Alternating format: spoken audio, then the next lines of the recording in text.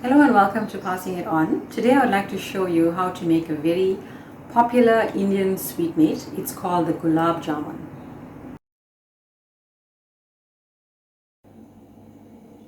So the ingredients for the Gulab Jam are 4 tablespoons of semolina.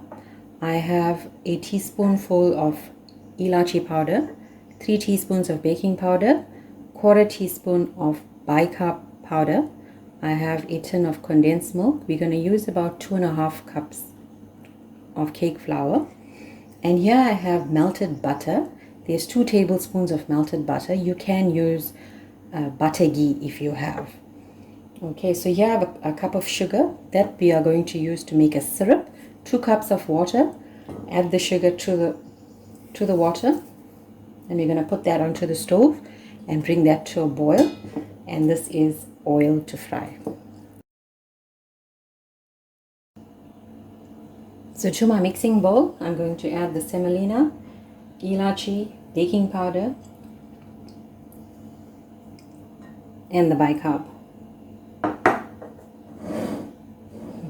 Then I'm going to add the melted butter.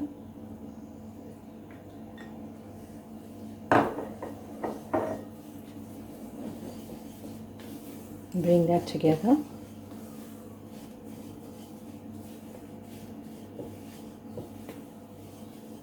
And I prefer adding a little bit of fresh milk,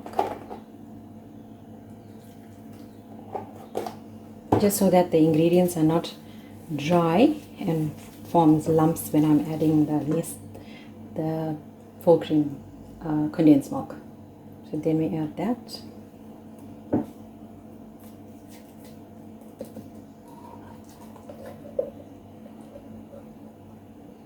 Make sure you get every little bit out of the can. So now there's no lumps when you add the fresh milk to the mix. You will see that it's come together nicely. You let that stand for a few minutes because the semolina will be absorbed into the condensed milk. And then we're going to add the flour. So we're going to add this gradually.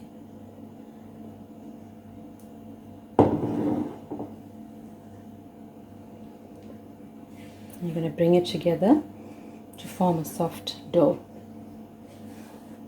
And as you are mixing, you're going to see it's going to get a bit firmer. Then you stop using the spatula, and then you can use your fingers to bring the entire dough together.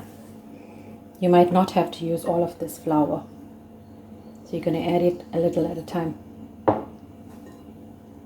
And I'll show you in a few minutes what it's going to look like.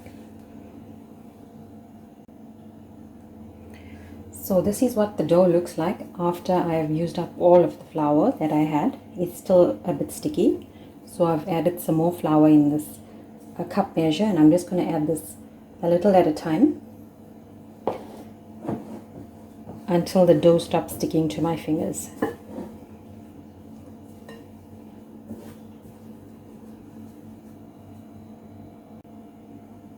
So I haven't used all the flour from this cup. It was just a few tablespoons, and you will see that the dough has come together nicely.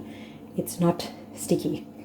It's a nice soft pliable dough which we are going to make into little fingers and fry.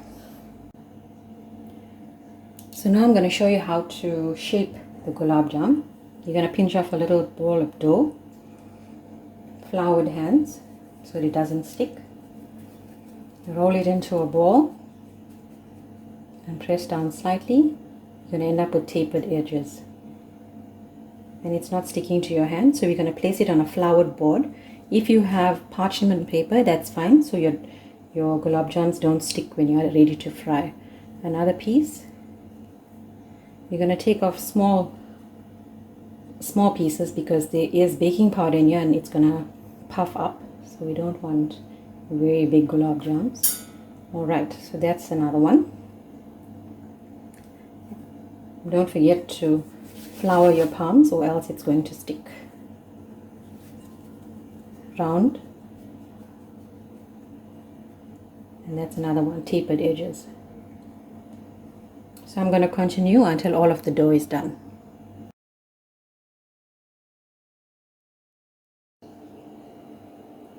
Now the oil is on the stove. It's been on the stove whilst we were doing the prep for the gulab jam.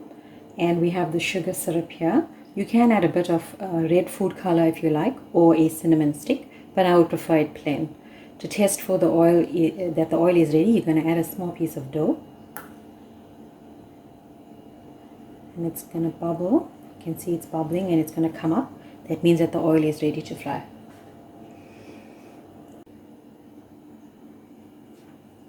Now we're going to add our gulab jam to the oil.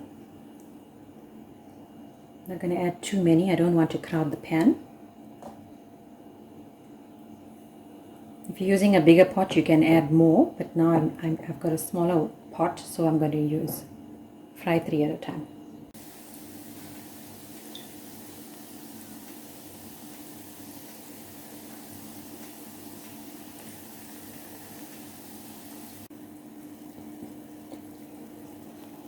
You can see the color of the gulab jam is almost golden brown, which looks nice.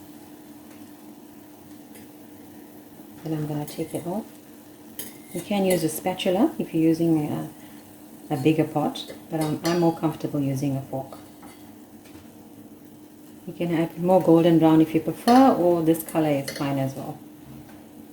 Also medium heat so it doesn't burn.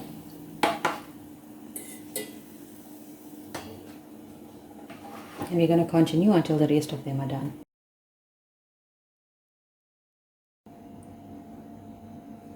So the gulab jam is fried into a nice golden brown color. And the last step now, I'm going to dip this in the sugar syrup.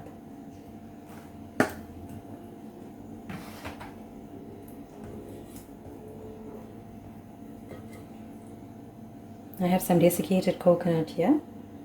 I'm going to put that in there.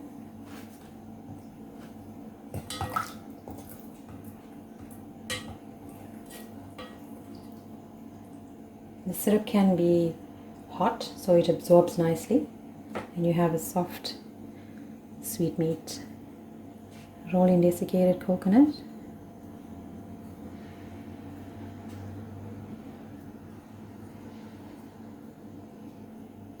And that's done.